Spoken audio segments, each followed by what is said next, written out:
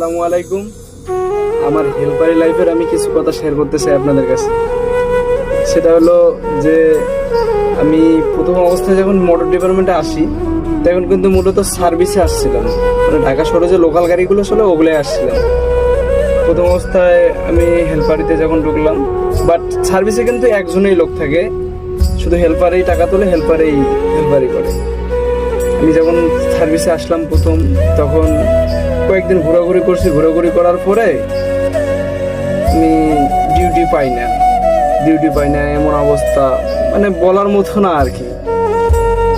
পরে এক ভাই বললাম, ভাই এরকম এরকম আমি নতুন আসছি, আমাকে যদি আপনার সাথে রাখতেন তাহলে ভালো হতো। ভাই আমার তো হেল্পার আছে, বাট আমার তো অনেকদিন থেকে আমার সাথে ডিউটি করে, আমি কি করে তাকে বাদ দিই।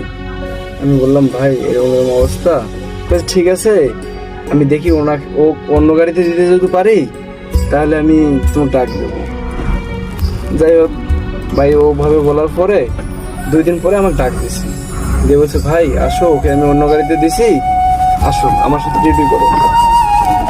ওনার সাথে ডিউটি করতেছি, কিন্তু আমি তো আর নতুন, ওরকম ভাবে ইনকাম দিতে পারি না, ওরকম ভাবে টাকা আয় করতে পারি না, ভাড়া একজনের কাছে নেই না।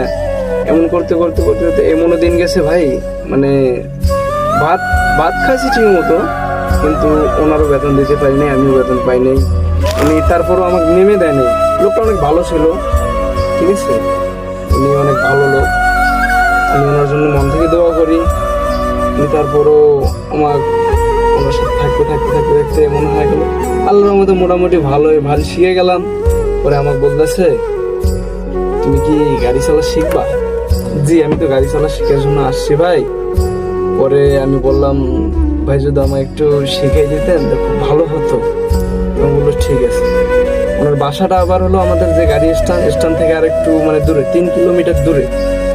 ও মানে যাওয়ার পথে আমরা গাড়ি দিয়ে নিয়ে যাবো দিয়ে। ঠিক আছে, তুমি এখানে আসো, এখানে দেখো এভাবে গাড়ি চালাতে হয়।